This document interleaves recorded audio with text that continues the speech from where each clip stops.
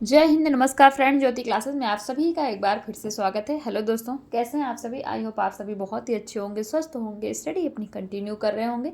चलते हैं हमारी आज की इवनिंग की क्लास की तरफ। जैसा कि आप सभी जानते हैं, इस चैनल के माध्यम से हम कर रहे हैं होम साइंस की सीरीज, जिसमें क्लास 6 से 12th की बुक को कवर कर रहे हैं। और अभी तक फ्रेंड्स हमने क्लास 6 to 11 तक की पढ़ाई कंप्लीट कर ली। जी हाँ, हमने क्लास 6 to 11 तक की पढ़ाई कंप्लीट कर ली है। हम आ गए क्लास 12th में। आई होप आपने हमारी सारी प्रीवियस क्लासेस देखी होगी। नहीं देखी है प्ले लिस्ट में जाइए, वहाँ से आपको जिस भी क्लास में डाउट है आप जाके देख के अपने हर कॉन्सेप्ट को क्लियर कर सकते हैं, क्योंकि सारा ही टॉपिक हमने बहुत ही डिटेल में पढ़ा है।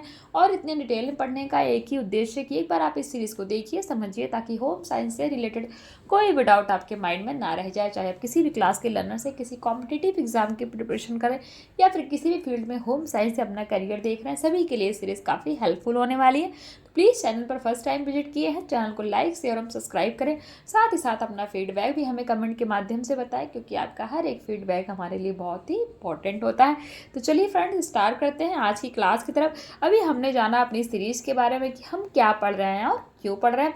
आज की क्लास में देखते हैं हम क्या करने वाले हैं। तो आज की क्लास में हम करेंगे पोषण समस्याओं का सामना करने के लिए सरकार की क्या कार्य नीतियाँ, यानी कि जो हमारी गवर्नमेंट है, तो हमारी गवर्नमेंट ने क्या क्या योजना तैयार की है पोषण समस्याओं का सामना करने के लिए। तो सरकार की क्या नीतियाँ, अर्थात क्या उनकी योजना है। बट इसको स्टार्ट करने से पहले प्रीवियस क्लास में क्या पढ़ रखा है एक बार क्विक रिवीजन के माध्यम से देख लेते हैं। तो फ्रेंड्स, प्रीवियस क्लास में हमने जन स्वास्थ्य पोषण का महत्व देखा था। ध्यान दीजिएगा, जन स्वास्थ्य पोषण का महत्व देखा था। जन स्वास्थ्य पोषण की समस्या के बारे में हमने चर्चा की थी। पोषण समस्याओं संबंधित कारक देखे थे कि पोषण समस्याओं संबंधित कारक कौन कौन से हैं, जिसमें हमने देखा था आर्थिक कारक अर्थात वित्तीय संसाधन की उपलब्धता।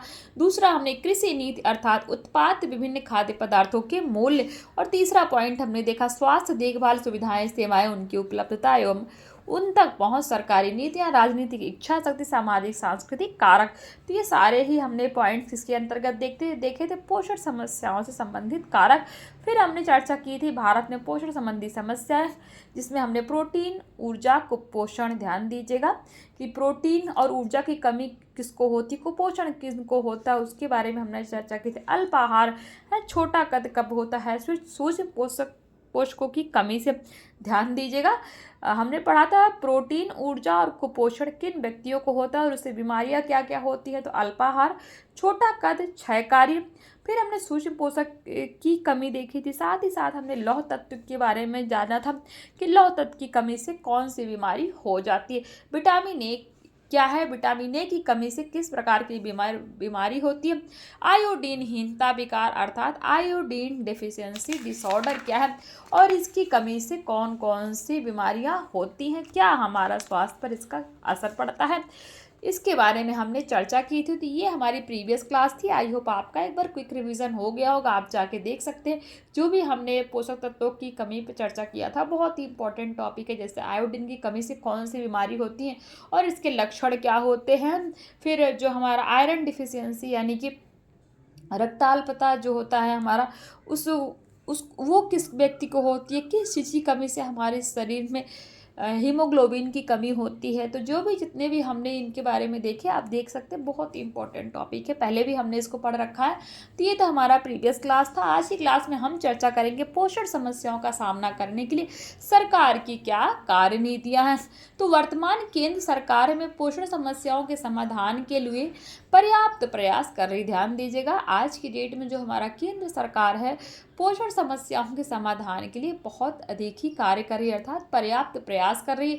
मार्च 2018 अर्थात 2018 में राजस्थान के झुंझुनू जिले में, ध्यान दीजिएगा कहाँ, राजस्थान के झुंझुनू जिले में केंद्र सरकार की पोषण अभियान या समग्र पोषण योजना की शुरुआत की गई। तो ध्यान दीजिएगा, किस जिले में पोषण अभियान या समग्र पोषण योजना की शुरुआत की गई, राजस्थान के झुंझुनू में। और कब की गई, 2018 में। इस अभियान के अंतर्गत विभिन्न पोषण संबंधी योजनाओं के अभिसरण सुनिश्चित करके अल्प पोषण एवं अन्य संबंधी समस्याओं के स्तर को कम करने का लक्ष्य रखा गया। किस योजना के, पोषण अभियान या समग्र पोषण योजना के अंतर्गत। आपको पता होना चाहिए यह अभियान स्टंटिंग, यानी कि ठीक प्रकार से शरीर को बढ़ाने या विकसित होने से रोकना, कम पोषण एनीमिया एवं निम्न जन्म दर को भी लक्षित करता है। पोषण अभियान के तहत वर्ष 2022 तक कुपोषण मुक्त भारत लक्ष्य को सुनिश्चित किया गया था। यानी कि जो ये पोषण अभियान चलाया गया था 2018 में, राजस्थान के झुंझुनू में थी। इसका क्या लक्ष्य था कि 2022 तक क्या करना है, हमारे भारत को कुपोषण मुक्त करना है।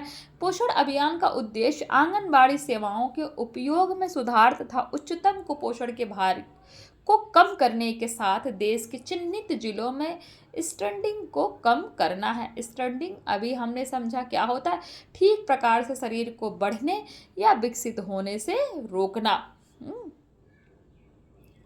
जिससे आंगनबाड़ी सेवा वितरण की गुणवत्ता गर्भवती महिलाओं, माताओं एवं बच्चों के लिए समग्र विकास एवं पर्याप्त पोषण को सुनिश्चित किया जा सके। पोषण अभियान को महिला एवं बाल विकास मंत्रालय ने प्रथम वर्ष में 315 जिलों में लागू किया। ध्यान दीजिएगा, पोषण अभियान को महिला एवं बाल विकास मंत्रालय ने प्रथम वर्ष में, यानी कि जो 2018 से स्टार्ट हुआ ना ये पोषण अभियान, तो प्रथम वर्ष में ही 315 जिलों में लागू किया गया, दूसरे वर्ष में 235 जिलों में और तीसरे वर्ष देश के शेष सभी जिलों में ये लागू कर दिया गया। देश में बच्चे 0 से लेकर 6 वर्ष तक के जो बच्चे हैं तो उनके पोषण की स्थिति एवं गर्भवती अर्थात प्रेग्नेंट महिलाओं तथा स्तनपान यानी कि लैक्टेटिंग, जिसको हम ब्रेस्ट फीडिंग करते हैं, तो कराने वाली माताओं पर प्रत्यक्ष अप्रत्यक्ष रूप से कई योजना लागू की गई। फिर भी देश में कुपोषण अर्थात माल न्यूट्रिशन एवं इससे संबंधित समस्याएं बनी हुई हैं। इसका प्रमुख कारण देश में कुपोषण संबंधी योजनाओं का बेहतर तालमेल न होने के कारण विफल होना है। इसीलिए योजना को एक दूसरे से जोड़ने की आवश्यकता है। एक दूसरे से कैसे देखते हैं, मजबूत अभिसरण तंत्र और अन्य घटकों के माध्यम से पोषण अभियान बेहतर सामंजस्य बनाने का प्रयास करेगा, जिसमें निम्न लक्ष्यों का निर्धारण किया जा सके।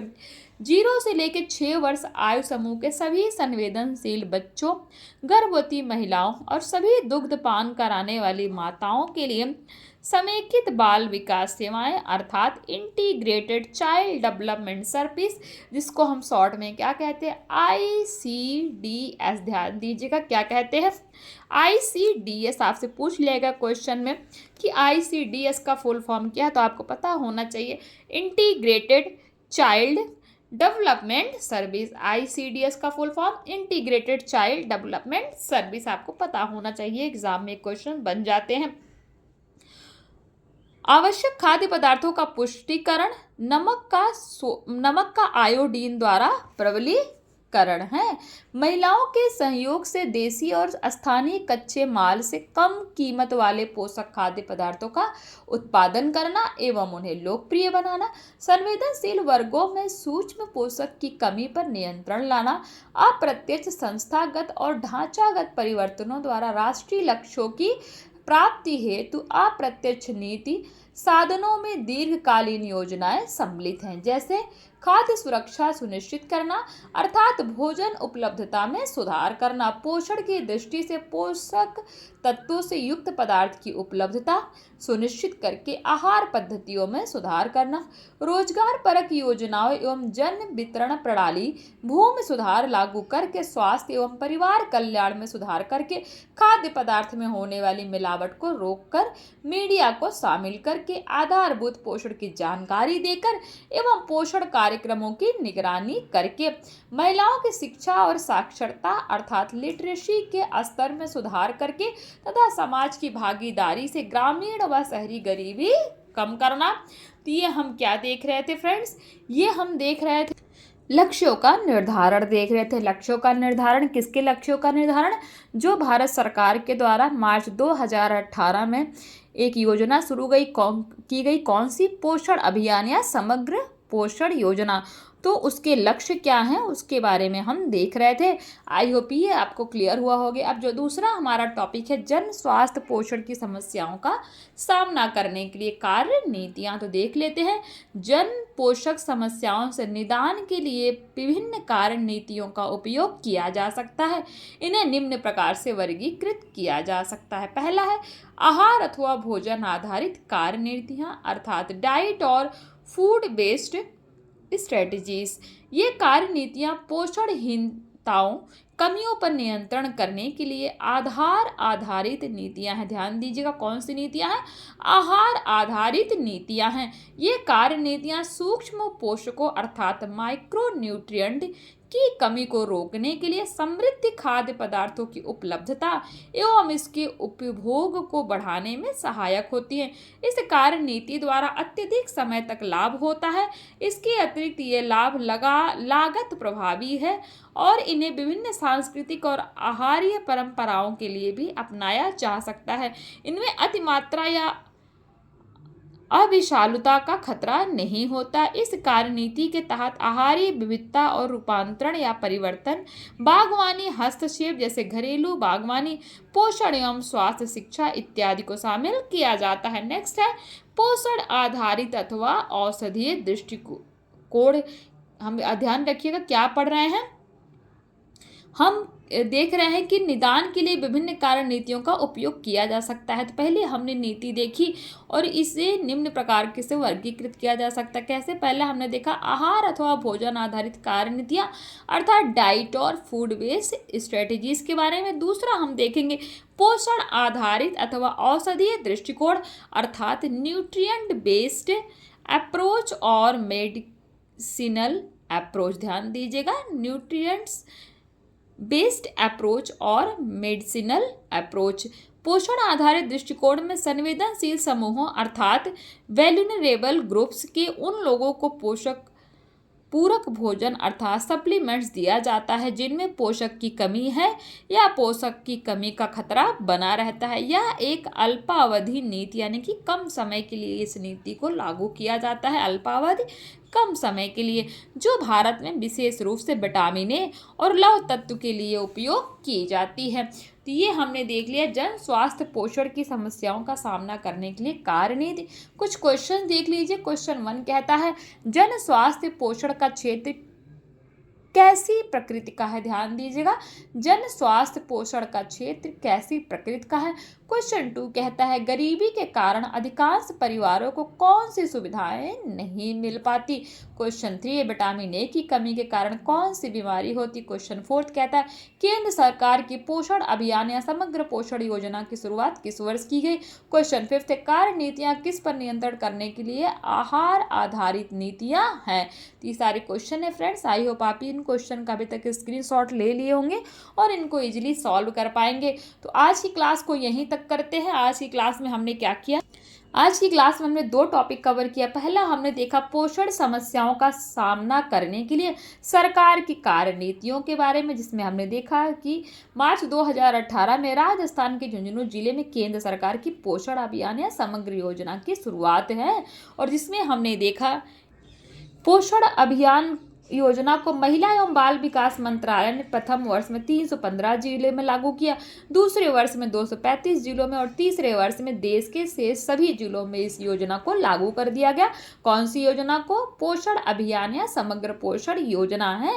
फिर हमने देखा देश में जो 0 से लेकर 6 वर्ष तक के जो बच्चे हैं तो उनकी पोषण की स्थिति एवं गर्भवती महिलाओं तथा स्तनपान कराने वाली माताओं पर प्रत्यक्ष अप्रत्यक्ष रूप से कई योजनाएं लागू की गई। फिर भी देश कुपोषण एवं इससे संबंधित समस्याएं बनी हुई हैं। तो इसका प्रमुख कारण हमने देखा कि इसका प्रमुख कारण देश में कुपोषण से संबंधित योजनाओं का बेहतर तालमेल न होने के कारण विफल होता है।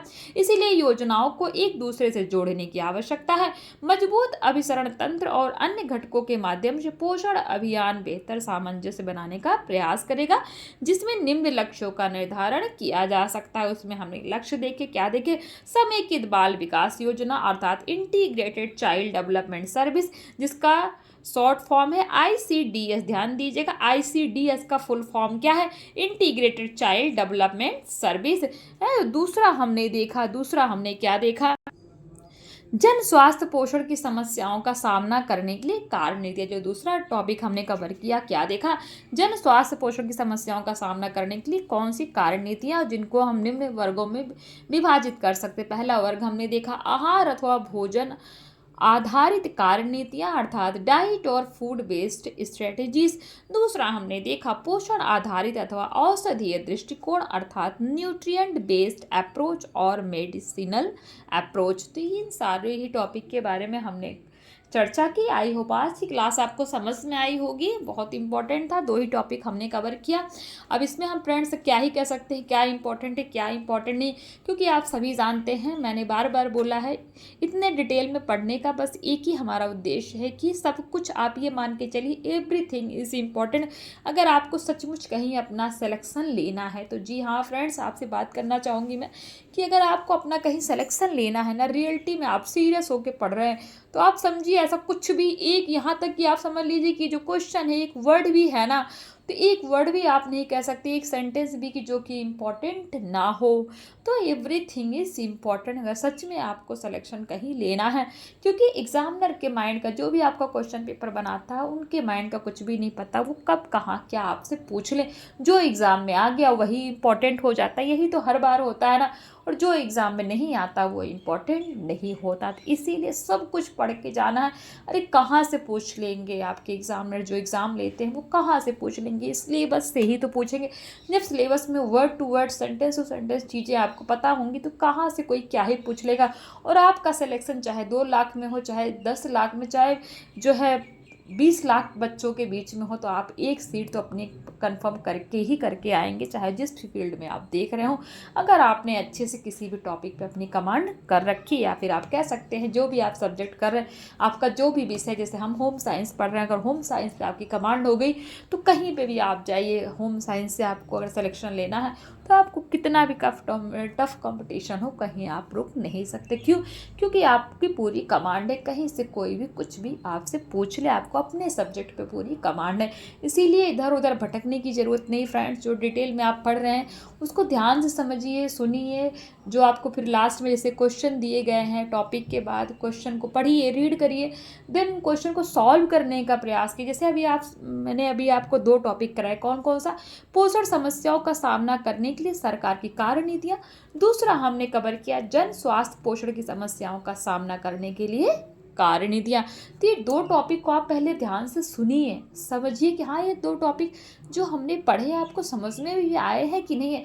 अगर आपको समझ में नहीं आए तो आप डाउट लीजिए, कमेंट कीजिए, जो भी क्यूरी है बताइए। और अगर समझ में आ गया तो ये आपको क्वेश्चंस दिए गए हैं, आप इन क्वेश्चन को सॉल्व कीजिए, है कि ये क्वेश्चन आपसे सॉल्व हो रहा है कि नहीं हो रहे हैं। हालांकि ये क्वेश्चन जो हमने प्रीवियस क्लास में भी पढ़ा था तो उससे भी लिए गए हैं, उस टॉपिक से भी लिए गए हैं। ये क्वेश्चन सिर्फ 2 टॉपिक के नहीं हैं। तो आप पूरी क्लास देखिए, समझिए, क्वेश्चन को सॉल्व कीजिए। अगर आपसे क्वेश्चन सॉल्व हो रहे हैं, आपको अपने क्वेश्चन का आंसर खुद ही मिल जाएगा कि जी हाँ क्लास आपके लिए इंपॉर्टेंट है। नहीं हो रहे हैं तो आपके लिए क्लास इंपॉर्टेंट नहीं है। बट कब? जब आप अच्छे से देखें, समझें, तब। ये नहीं कि बस वीडियो चला दिया, दिमाग कहीं और है, माइंड कहीं और है, पढ़ भी रहे हैं, दूसरे भी काम कर रहे हैं, तो बस वो कानों में आप थोड़ा बहुत, ऐसा नहीं है आप सुनेंगे कुछ तो जाएगा, लेकिन सही सही से आपको चीज़ें तभी माइंड में फीड होंगी जब आप कॉन्सेंट्रेट करके उनको पढ़ेंगे, थोड़ा कॉन्सेंट्रेशन लगाएंगे। आई होप आप समझ गए होंगे मैं क्या कहना चाहती हूँ। इसीलिए सब कुछ पढ़िए, कुछ भी नहीं छोड़ना है। अभी ये हमारी 12th क्लास की बुक जैसे ही कंप्लीट होगी ना फ्रेंड्स, हम एक बार सोच रहे हैं कि आपको ढेर सारे क्वेश्चन आंसर्स की प्रैक्टिस ही कराएं, कि हमने टॉपिक लगभग सारे कंप्लीट कर लिए हैं। फिर क्वेश्चन आंसर्स की प्रैक्टिस, उसमें एक टॉपिक कवर करेंगे, एक क्लास क्वेश्चन आंसर्स की होगी, एक टॉपिक की होगी, एक क्लास क्वेश्चन आंसर्स की होगी, एक टॉपिक की होगी। तो इस तरह से हम क्लास करते जाएंगे, जिससे कि आपका जो पीछे आपने पढ़ा उसका रिवीजन होता जाएगा। रिवीजन कैसे करेंगे? क्वेश्चन आंसर्स की प्रैक्टिस के माध्यम से।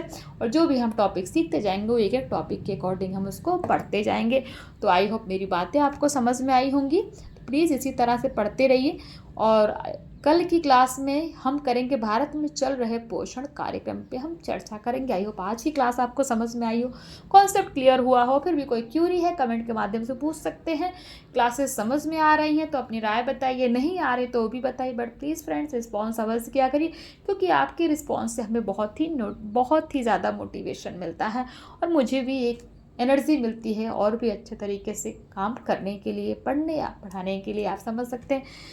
तो मिलते हैं नेक्स्ट क्लास में, तब तक के लिए जय हिंद, नमस्कार। हंसते रहिए, मुस्कुराते रहिए, एक दूसरे की हेल्प करते रहिए, और हाँ ज़्यादा से ज़्यादा इस चैनल को लोगों तक शेयर कीजिए, जिससे कि जो भी हमारे होम साइंस के लर्नर्स हैं उन सभी तक ये क्लास पहुंच सके और उनका भी बेनिफिट हो सके। जय हिंद।